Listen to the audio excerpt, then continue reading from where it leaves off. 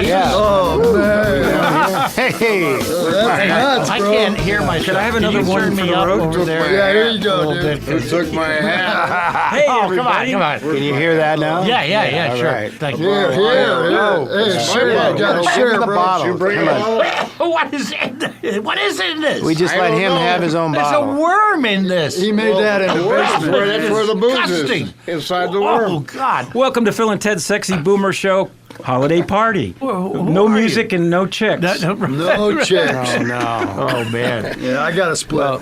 You're They're Ted coming Bonnet. later. I'm Ted Bonnet, and you are... I'm one of the Fireside Theaters. You're Phil Proctor. That's right. I'm still alive. Yes, right. That's How are right. you?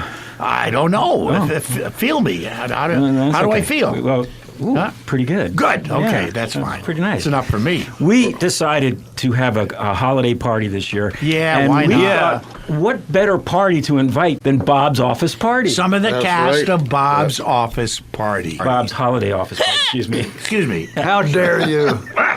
We have with us Joe Keys, Rob Elk, Mark Fite, Hello. three of the masterminds. Hello. And now it's Well, identify We're yourself. either masterminds or half-wits. One of the Now, two. what's your name? You're I'm the master wit half-mind. Okay. My name is Joe Keys. Joe Keys, a likely K-E-Y-E-S. story. Pipestone, Minnesota. What's your real name? That's my real name, Joe Oh, for Keys. gosh sake. Okay. Yeah. And my name is Rob Elk from Storm Lake, Iowa. And What's I your sound real like this. I'm on mic number, how many mics do we have? I'm on We got two. 5, Mic 4, two. 3. and Marty's here. Marty Marty. here, played Marty. by Mark Fite. Yeah, I've been part of the action from the beginning. How many years is this now? 27 years. All right, guys, 27 let's years. If explain. you take away 20 COVID, it'd be 30 next year. Wow. So we're 29. We did it in 1995. You did it. You mounted this Mounted it on comedy December show. 2nd. Okay, let's Right. for people who are wondering what the hell's we're talking about Exactly. here. I don't even know. Every I know holiday it was our season, show. there is the funniest show you could imagine. Whenever I have out-of-towners in for the holidays, and I want to put them in the Yep. Christmas spirit, I bring them to see Bob's holiday party, which leaves a scar that lasts for decades. Oh, yeah. It's one of the those- funniest farces you'll ever see. It's one of the greatest holiday shows. Well, it's so great, in fact, that we're all completely still unknown. That's one of our jokes is that sadly we're all always available as well. Well, but the thing is, you played all around town every year. This year, you're at the Odyssey Theater in West Odyssey LA, Theater. which Nice is a West venue. LA. lovely venue, freeway convenient. Yeah. For people on the west side. We all live on the east side. Yeah, well, that's theater, ain't we it? sacrifice for Little our sacrifice, art. right? Yeah. So, in a sense, the show, how do we, in a nutshell, it is a show about... Nutshell is a very good way to describe it. Nutsack, I think. Warm holiday nutsack. All right, so what the show is about, the premise is Bob Finhead of Bob Finhead Insurance in Newderburg, Iowa. He is like fourth generation insurance company. agency Insurance agency. for high risk clientele.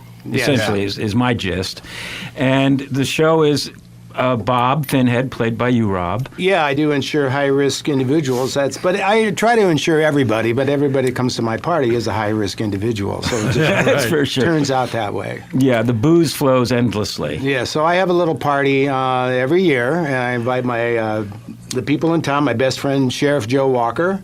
You betcha. And That's he Joe. shows up, and he's always the first one to arrive. He's also the first one to go to the bathroom. Yeah. Well, you know, some bowel issues Spoiler that I'm not alert, ashamed of. I don't mind talking about. You know, as we get older, we talk about our mental and medical. In fact, he talks difficulties. too much about it, if you ask anyone. Well, the human body is fascinating to me. You know, what it can do, what it does when you don't want it to do it. You know, those kind of things. And then we also have our town stoner, I guess, or handyman. Yes, impossible alien abductee. Marty shows up. Marty's the burnout. Yeah, Marty's a town burnout. He has a good time, but he doesn't know why or how. You've got an He just unhealthy. You got an unhealthy mental fixation, Marty. Yeah, well, you need to expand your mind, bro. My mind's shut down tight, just the way I like it. So this is, if you're getting a taste, what we're talking about here is a very small town in the middle of America. Everybody knows the twin, everybody. The twin sisters that seem to be the most prosperous of the crew. LaDonna and LaVorris Johnson. They have a farm Richest outside of farmers in town. the county. They're too big to fail. They drive a combine with fog lights on it because they want to make sure nobody hits them when they're drinking and driving. Yeah, they scare And, people off the road. Yeah. And they park in the handicap spot. That's right. There's a $5 ticket right there. So you're going to let it slide, Thank you, right, Sheriff. We'll let it slide. It's the holidays. It's a full stage of wonderful, wonderful comedic actors who let down their inhibitions as they let down gallons of booze into their gullets. And there are some real feats of acrobatic drinking in that show. Oh, yeah. And acrobatic acting. Rob, it was quite a flip you did over the desk. How you feeling? Oh, I'm feeling fine. I practiced that. But this year, it dawned on me when we put the set up that we had a concrete floor. But then when we were rehearsing, I thought, we have a concrete floor. We might as well be doing this show on the street. We are doing our pratfalls right onto cement. Wow. And we are not young people. Damn. Yeah. That's So we- devotion to the arts. More pain. Now, every you year. were young when you started this We were thing. young. Yeah. How did 27 it begin? years ago. How did it begin? Well, it began at a little theater called Theater in Hollywood, In Hollywood, which was then torn down for the bus station, which then was torn Greyhound. down. What's there now? I think it's just a parking lot. It's a parking lot. Yeah, now. no It business. was a great like little no black business. box theater there for many, many years. Yeah. Started out, I think Ed Wood did stuff there, or, my or gosh. shot a movie there or something. Yeah, that's true. Yeah. And Mark and I had done a show there called the Girly Magazine. Now, you guys Party. are from Minneapolis originally?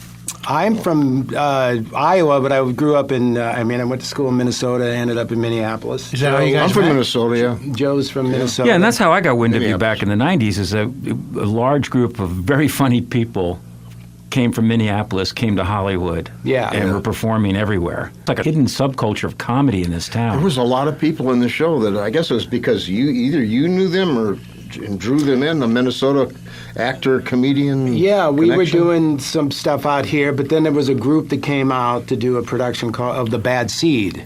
Oh, which really? was and it was a very campy production. Oh, wow. That Danny Schmitz, who was a Minnesota native, he wrote that, and he played the character of the girl. The little girl? I can't think of her name, but it was a very funny show. And they came out here, so there was a whole caravan of Minnesota improv actors. Right. So, These were all the Minnesota people. Now, I came out before that. I was Yes. part of the Iowa funny people, lesser known. You wouldn't have heard of us, and still haven't. But we were first. I want you to know that. Mark part of was the out here Indiana before funny. we I love were. that. When did you come out here?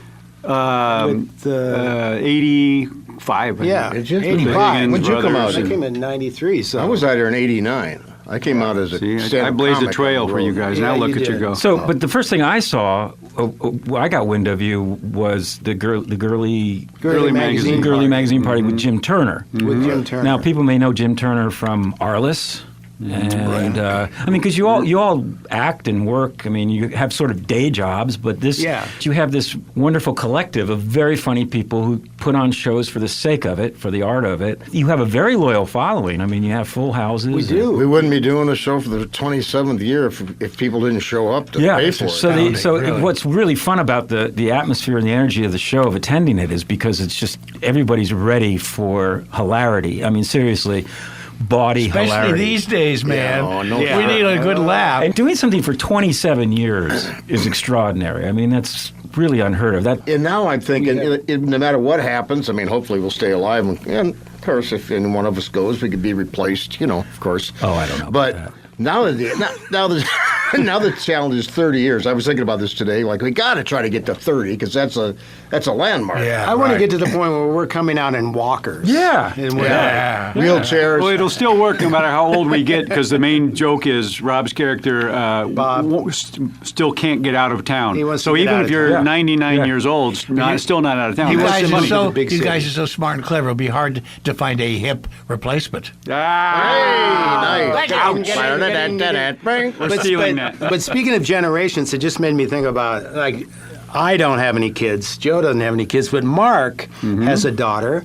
And when we were doing the show, we used to joke when Josie was just a baby. We thought, wow, we should have Marty be a father, bring the baby on the show. Oh, boy. God, Which what never a- happened. what a But now father you're he going to would- go to tell us about your trip. I'm after at the Christmas show's over. Christmas week. I'm going to New Zealand. She's finishing school at Victoria University in Wellington, and I'm going to help her pack up and come back. But she's also now an actor, a Wait a performer, minute. a writer. writer. Wait, why don't you just leave her there? I think it'll be safer. You're right. I wish we had talked before I booked the ticket. We've had all kinds of people in the show who have gone on to some glorious heights. Yeah. Right? Yeah. We have Tom Kenny was in it one time. Tom Kinney was in it. Oh, Wasn't boy. Paul Feig in it? SpongeBob. Paul Feig was in Producer? the first show. Paul Frees? Paul Feig. The Yeah, movie. the alumni Oh, we have list Paul is, Feig. is long. We had the first show was an improvised show, so we had a band You got an alumni list. with Paul Feig and Josh Weinstein. And then the inimitable Anne Randolph. Oh, she was Anne best. Randolph Yeah. was in that first show, and she had a character named Brandy, and Yes. it was improvised. So Yes. they were playing, the band was playing Brandy. You know, the sailor said, Brandy, you're a fine girl. And Anne comes in, and she just created this character of this floozy, the Tom Floozy, the night before. She said, I just got this great character, Rob. That's kind of my impersonation of Anne. And so they came in, and we were improvising, and I said, what's your name? And she goes, it's Brandy. And that's how she became known. But as I understand it, Anne Randolph worked in a mentally ill homeless Yes. shelter for Yes. 10 years Yes. with these And she did, women, she and did she character absorbed study. these characters. Yeah. She did a whole So they one-woman were show both with multiple. kind of crazy and perverse, but heartfelt. You know, I just- saw her do. I saw her do a show with Pat O'Brien Yeah. early on. Pat O'Brien? Oh, that's right. Pat O'Brien? Yeah. No, no. The other Pat He O'Brien. played I did- Ellen Beebe for years. I did a show with Pat O'Brien. Yeah. Did you? Yeah, with Finian's Rainbow. Oh, yeah. I played Og opposite his Finian. Wow. And we toured. This is another Pat upstate New O'Brien, York. a mild-mannered, hilarious He's a- deadpan. he's actor. All back those in Pat Minneapolis, O'Briens yeah. are great. Let's just. He called me. He actually Yeah, called I had me. a kind of a, this is an old reference, but we're old boomers. Wally Cox. 27 years. Is it fair to say it's an underground classic favorite in But Hollywood? we've been selling tickets. Yeah. Now, I mean, tell we're me, doing- how did you fund it originally? We just put it up. it's only $100 a night back in the day when you started. Oh, So that's right. We It started was a as lot. late night shows at Theater, and we would go on and kind of. We had a guy named Ken Larson who was a set designer, so he was able to put together like a little set that we could put up really quickly and take down. So we would go on late night on another set. That's why our lights are up and down, Yeah. lights up, lights down. We don't have many cues and things like that because it's just the show starts and the we toilet. just go. Yeah. Plays Well, in it was real funny time, because huh? we had an argument. This is what I always tell the story about. There was a toilet. I always thought there was a toilet just sitting there, but Rob says there was a toilet kind of off stage. Yeah, Theater had a toilet right off the left. And the play up to that point was kind of bucolic, kind of sweet, kind of more sentimental, with kind of kooky characters.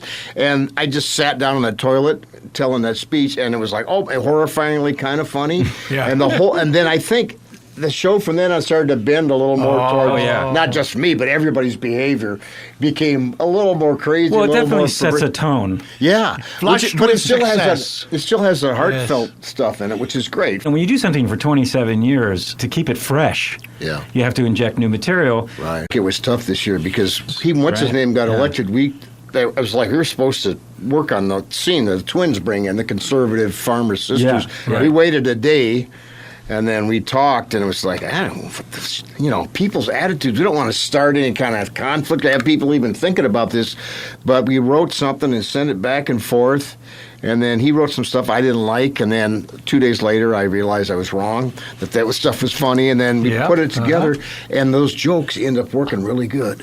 That was probably some of the most tightly woven material of the whole show. Yeah. The way they go back and reflect that sensibility of boastful cluelessness. Right. Yeah. You integrated the latest psychopathic changes in our society. You know, It's cathartic, too. When I mean, people you- are hapless and they don't know that they're in the land of bigotry, and it helps sell. That helps sell the jokes if they're just misinformed and stupid. Yeah. In a sense. And speaking about selling the jokes, You have a website, right? We do. It's called bobsofficeparty.com. Okay. No apostrophe. Okay. There's also a Lowercase. Facebook page, and is there Yeah. an Instagram? Yeah, we have Instagram. See this show. It's on every year because it's such a fun tradition and truly unique. The audience is ready. Yeah. Oh, It's like boy, your are they audience is ever. warm, so it's like a raucous theatrical And experience. yet you still manage to surprise the audience that's come to see it over the Yeah. years, which is what I found so much fun. And, Yeah. and You know. despite the physical comedy, you don't have to wear a raincoat. You'd think you would. No, it's just to the edge. Once in a while, the person in the liquid's front just row kinda corner might take a cheese ball Sometimes to the it face. gets a little wilder. When you try to explain this show, how do you frame it? Well, I say it's a small town insurance agent having a party. Well, it kind of goes back to I don't drink anymore. I've been sober for a while, but my dad was a small town insurance agent. Oh, And I always thought, well, if I went into business with my dad, because he called me when I was a senior in college and asked me if I wanted to go into business with him because he had to sell his business to a company. How'd And I that said, well, I conversation? don't know, Dad, if I want to be an insurance man. But if I had and lived in my small town and still drank, this is what I would do. I would have And in a little- way, that's the plot. throw a party in That's my one of the house. underlying plots of the show. Yeah, sure. Because there's a danger of the business being sold. Bob wants to get out of Bob town. wants to get before out of he- there. like his elders die at the desk. Yeah, he doesn't want to die at the desk Right. filling out a crop damage report. Now, the show is on what? Thursday, Friday, Saturday? Thursday, Yeah. Friday, Saturday, and we are Tickets are going fast. We are sold out Friday night. It looks like Saturday's going to be sold out. Isn't that exciting? Sunday's selling. Yes, I'm Wow. very excited. So, because I was a little nervous about going into the Odyssey. That's Oh, it's a good venue, it's a great popular venue. You know, coming out of COVID, the last 2 years we were at the Beverly Hills Playhouse, which was a smaller theater, Yes, and it it was a is. nice space for us. And Nice it was, space.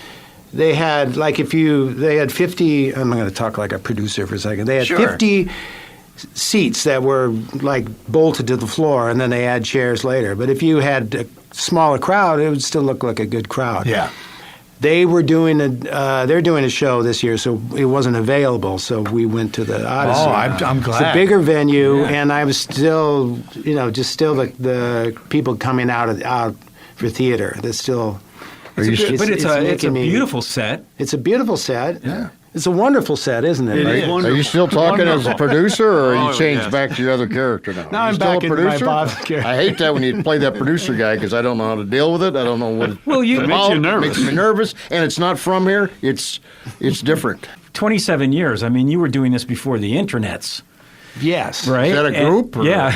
and Oh, they played. And what kind of before, music? We were doing where we used to hand out flyers, and I used Yeah. to, my phone would ring, and people Yeah. would make reservations on my home line. Man, those I flyers remember were that. heavy too because they didn't They have were. planes and they put on weight. You know, you had to hand them out. but this was also before the small screens. Then you had a pandemic. For doing live theater for 27 years, not just your show, but in general, Yeah. how do you see the industry now, the business? It's weird, because every year, like I said, I think it was $100 a night when we started, and then it begins to 2, 3, 4. It just keeps going up, and Your production budget. now you're the- talking about? what? Yeah, the Your production budget. Yeah, it's going up. Have you priced cheese balls? Cheese That's balls right. recently? Oh, Now with the new tariff on administration, that. everything's going to go down. The price of everything. the theater rentals. Are is you gonna gonna go charge up. Well, the price of human life is so You're cheap gonna put now a that it's gonna tariff help on out. your- Well, we're lucky because people do come back to see this, so we can keep doing it. Yeah. That's really the bottom line. If So you have didn't, this built-in following. Just enough gives to you a keep- bit of a guarantee. so we can break even and. It's a holiday show. People have time to forget what was funny about it, and then they come back and be surprised all over again. It's sort of like going to your crazy uncle's house for the holidays. It's like, you know you're going to hit it. So there's this familiarity that gives you this base in which Yeah. to leap off of. It's like a foundation. I come to the show knowing I want to see Marty, I want to see the sheriff, I want to see the mayor, I want to see who the hell the creep's going to be this year, who, by the way, was terrific. Yeah. Oh, JP. JP. Yeah, we have a character named Elwin, who's the guy that grew up in town that everybody made fun of, and Brutalized, and he went up, brutalized became a big mercilessly. success, and Yeah. came back. he's coming back for revenge, and he wants to buy. Don't give too Bob's much away, business. No, I won't. There's two guys playing that role this year. You saw J.P. Manu, who was awesome. Another awesome guy is So Peter you Breitmeyer. double the cast. Yeah. Some of the roles, yeah. Peter Yeah. Breitmeyer is going to come in this weekend until the end of the run. That's wonderful. And then we also have another character, Margie, who is Bob's. Why? I don't know if we're going to give it away too much, but what does Sheriff Joe want to know about Bob and Margie?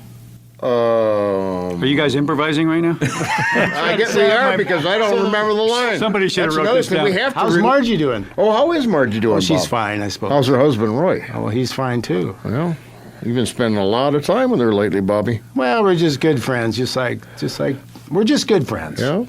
Just How like good. you and me. Just like you and me, huh? Well, I don't meet you at 4 o'clock on Tuesdays in the back room with the knick-knack nook and let you take my dress off. In fact, I don't think you even know I wear a dress from time to time. They'll bear a little secret, just like that thing you did with Timmy Schmidt under the bridge when you were 8. That was a natural curiosity, and it never happened again. I never told anybody, Bobby. I was way too ashamed for you. All right, hold for laughs. And scene. LA's most hilariously deranged seasonal tradition. There you go. Very And I was good going to say description. another great thing for us, that's part of the fun for us doing this every year, is that most of us don't have a regular job. We're unemployed actors for the most part. Yep. So this really is kind of like an office party for us. You know, each year, so we don't see each other all year round necessarily. it is. So we get together, it's really a joy. Show. Multifunctionality It really is. socializing. And we have an amazing cast. You should talk a little bit about the women in the cast because they are truly uninhibited comedians. Yeah. Yeah, And, Johanna Mackay is great. very She's been with us physical for and quite a wonderful. few years. Yeah. Johanna Judy Mackay and Hennigan. Judy Yeah. Hennigan play the Bachelor Farmers sisters. Serena Irwin is fantastic. She did the Lucy show for years. Traveled the country playing Lucy. Lucille Ball. Lucille Ball. She's really good. She replaced Anne Randolph, who was brilliant when Anne left, but Serena's great. She and plays then- Carol and Yeah, she Wait, Brandy. did she She do plays the two show roles. by Greg Oppenheimer, that Lucy show, or about the origins of the Lucy show, which I did as well? It was just, I'm not sure. It was just, I think they did actual episodes on stage. Oh, of that's the different. I characters. didn't know about that. And they No, I don't toured. know. I thought it was just like a one-woman Lucy. No, No, they it had was Fred and the Ethel, characters. and she did that for a while. She's great. And then also we have Andrew. Andrea Hutchman, who plays Margie. Yeah, she's been with us She's for a long time. So it's what, so funny 10 together. people? We 9. I always go, how many are there? 9. The entire cast is on the stage, literally, Yeah. at the end of the show, and it's an amazing ensemble. It really is. And then we have the Pat Town, who's a great, He's a good, great comedian, great actor. He plays Mayor. And Chloe Taylor, who is filling in for the role of Carol and Brandy. Cute as a bug. She's playing a couple. She's so uninhibited She is. and funny. Yeah, you Oh got my to see God. her on the matinee, and you saw Serena play it on Saturday night. Well, you say you're unemployed actors, but you've all actually done some cool stuff over the years. Well, we just try to make the rent by acting, and I love writing. I mean, I Joe write writes a plays, lot. and I write some screenplays and get some bit parts on TV shows every once in a while. But you know what? The good part about getting older is I don't, who cares anymore? Now it's like the creative part of it is what, like, I love it writing. This show is so full of some really good creative people and really good stuff that I actually. This is the stuff where the gold is, Yeah. you know. Yeah. We get a book a job every once in a while. It's like, hey, great, That's why we call it the Sexy Boomer Show. We service the 55-plus crowd. right on. Yeah. And one of the wonderful things about aging is that in the creative arts, like you're saying, all of it doesn't matter anymore. It's just go for what you know the center, the core is of what you do and do well, and just do that. Yeah, I take this class at the Actors Studio, and there's a lot of old 80s and 90-year-old Are people. you doing that now? Yeah, PD unit, playwright directors unit. And Oh, wow. One of my buddies is Barbara Bain, who played Cinnamon and yeah, Lisa Boss. yeah. She's 91, sharp as a tack. Oh, that's she great. can critique anything like a 30-year-old and directs. And I'm learning a lot of old Yes, people that learn you a can lot of learn from stuff them, that's and hear right. great stories too from their lives and show I'll business. bet. You know, God, Yeah. but just the writing of it and with no restrictions, being able to create like this play. We've had people come to see this thing in the past sometimes, and they're like, they don't know what to make of it. Sometimes, I mean, it's hilarious, but Yeah. in terms of thinking of a television show or a movie, It's non-traditional. Yeah. You created your own crazy world with this. I have a show which no one watches on YouTube called Home Fires. I've never seen that. And there's 8. We're about to shoot our 9th episode, and it's a husband and wife in a small town, a doctor and his wife in their golden years, 60s, just dealing with all this crazy stuff. We love it. We had rehearsal last night. Everybody is so into it. I don't know if anybody watches it, but we love the art of it. The writing, the director's great, the actors are great, and it's one of the most enjoyable collaborations I've ever been involved And with it's outside Home of Bob. Fires, is that what it's called? Home Fires by Joe Keys. And you see it on YouTube. Yeah, on YouTube. Joe who? Joe Keys. I'm sure you've all heard of him. It's stage now. Yeah. Oh, okay. But to be honest, every time this comes around to do Bob's, as we get older, I'm 70 years old now. I go, oh God, there's so much work. My body aches now. Right. Got to still put up the flats and the wall on it. I think, maybe, but then. If I forget, once we start getting the laughs, I'm doing the show, and I realize how funny it is all over. I'm not kidding. Yeah. It just feels so good, Well, that's the thing. You both mentioned who cares, about the traditional work and for an actor and stuff. Well, we all kind of do because we all want to make some money. But meanwhile, we're doing stuff like this show. We do independent films. We'll take other work when we can get it, commercials or TV shows, movies, whatever. But the most satisfying, the most fulfilling is this stuff that we create ourselves. Right. So I think we're all just look forward to this every year. Your film just got popped. Is it on Amazon, right? A film I did with Sky Jeff Daniel Phillips. He wrote and directed it. And, what is that? It's called Kirsten Baja. It's on Amazon, sort of a thriller, noirish, horror action thing. It's really great. Yeah, low budget, great. A totally independent film, and it's out there, which is you amazing. can make movies with a phone, Yeah, I know. Yeah, when is astonishing? AI going to be a character at Bob's? It gives phone it in an entirely new meaning, doesn't it? I always wanted Bob to have a robot, so maybe. Well, we were just practicing the robot out on the sidewalk. That's right. We got a new bit coming in the show. You can have Marty, an do the robot. Bob builds a robot. An AI assistant. Yes. That'll be next year. Yeah. Art is life and life is art. I just want to know how much we have to pay for this interview. You said, was it 20? I just can't get over the fact that I was in my basement in our little hometown of Pipestone, Minnesota, listening to Firesign Theater when I was 16, 17 years old, and hearing your voice on there, now being able to meet you. Only one of my many voices. Amen. Whole new twist. And we got to buy truth back. What is your take? I'm not a very intelligent person or intellectual. And proud of it. I'm proud of it. I'm more instinctive and intuitive. But when the truth became a non-issue, a non-factor, a non-element in the democratic process, the horror really began. Because then it was Trump. Well, politicians know you can say whatever you want. Just try to get what you get. Say whatever you want. So now. Horrors, lies, smears. Alternate facts. Trump will take care of it, and Elon will figure it out. That's the dark side of capitalism. I feel like people saw Trump on television for 10 years and said, that's what I want to be, even though I have no means to get there. I want to be rich, and I want to be able to put people down and control everything. Control women. And I don't get what I want, so I want to screw it all up. Let's just screw it all up, Yeah. It's hard to come up with good comedy when you're living in a completely absurdist world. You know what's funny about what you just said? We've been doing this show for 27 years. It's pretty much the same show. We rewrite some stuff, we improvise. Yeah. Last year, we got the greatest review we'd ever received by a fairly renowned critic, whose name escapes me right now. And he was praising about Stephen Lee Morris. He was praising us for being able to capture in this satire the collapse of our democracy. And we're like, we haven't done anything different. It's just that now the democracy is collapsing. And so it looks like we The country has come down to our level. It's come down to our level. It's only took 26 years. Yeah, it also made it sound like we had planned all that and we were intelligent, when really it was just we were trying to be That's funny. what it was. That whole bit you wrote with the twins about their political views of why this is all normal to them. Yeah. I don't think I saw a better distillation of that mentality than what you guys wrote with this. Well, haplessness, we're able to capture through, I think, all these characters a sense of haplessness. It's not hateful. It's not educated. It's hapless. I don't know what the truth is, so I'm just going to make up my own. There's a lot of innocence in this show. Yeah. As I told Rob about. That's my impression. And I love that about the characters because they're all on the edge or over the edge. They're all crazy in their own way. Right. But they're innocent. They're part of the society. So you have a little their little empathy. society, and they all tolerate one another. Well, Based on our growing up in small towns. we've had stories, material we've had to take out of the play given the some of the horrors that have resurfaced in our society. So you have had to exercise some material. Yeah, and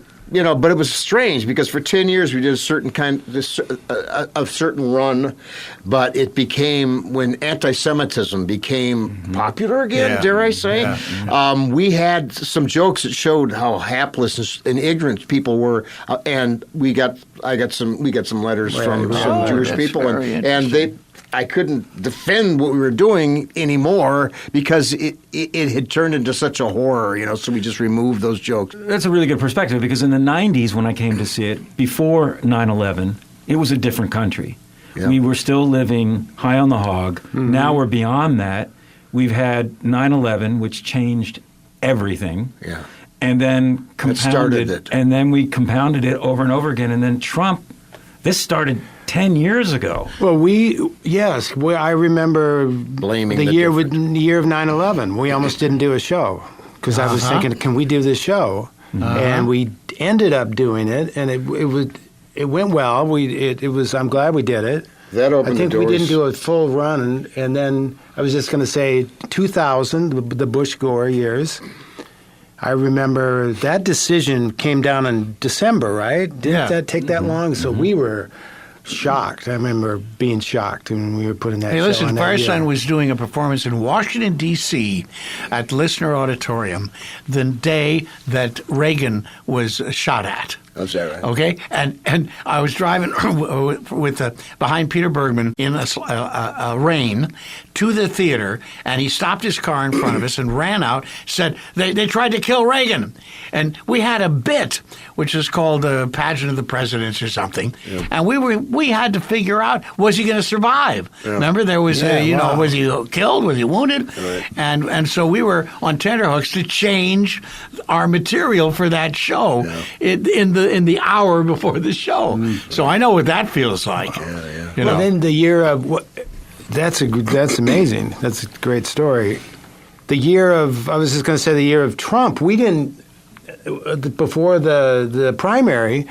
We thought nobody would think about Trump. We were going after Herman Cain or somebody else. We didn't have any Trump jokes. Right. To embrace an existential attitude. It's like this could be the end of our society, of the world. So the jokes have to be right on the edge. And so people are scared out there. It's dark. It's like what do you hug? What do you find that's funny? Well, I think also as artists, we really have to look seriously at what's happening around us, and especially you guys, because like Firesign Theater, you're feeding off of this what's happening in the society in order to find the roots of comedy that will relieve people from or help them understand and see what's happening by making them defenseless through laughter, which opens them to ideas. That's and at least the way I look we're at it. somehow all together too in this. That we're all together somehow. Yeah. I mean, I heard a saying once. You're doing a service. Yeah, well, it's a service for us too, because when people are laughing, they're usually not thinking about the horrors that surround them. Yeah, and it's healing for us as artists to get that. I heard a feedback. saying But once. we do have a couple moments where we touch on the horrors of it, and But don't dwell. don't dwell on it. There's a saying, to grasp the full significance of life is an artist's duty. To interpret it, his problem, and to express it, his dedication. I've always remembered that. I don't know why. I guess because I'm lazy and I have to make myself work harder. Well, it makes you sound smart. That's good. That's it why makes you me did sound it. smart, and that's the only thing I've ever really memorized is that saying. Who said that? I don't know. George Alzheimer? I'm not that smart. George Alzheimer's.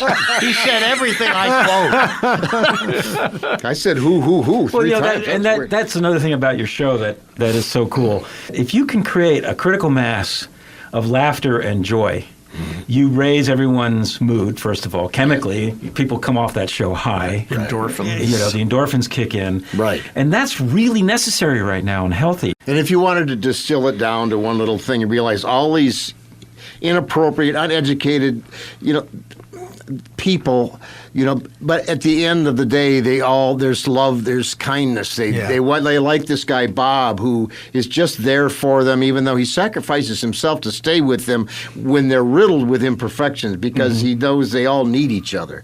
That stupid. It's a theme very is nice really what theme, it's. yeah. I like to bump up against stuff sometimes that's a little, sometimes we debate about things being too dark, too creepy, too away from the heart, and more into, the darkness, and we just try to, Joe always loves to go. Well, I was.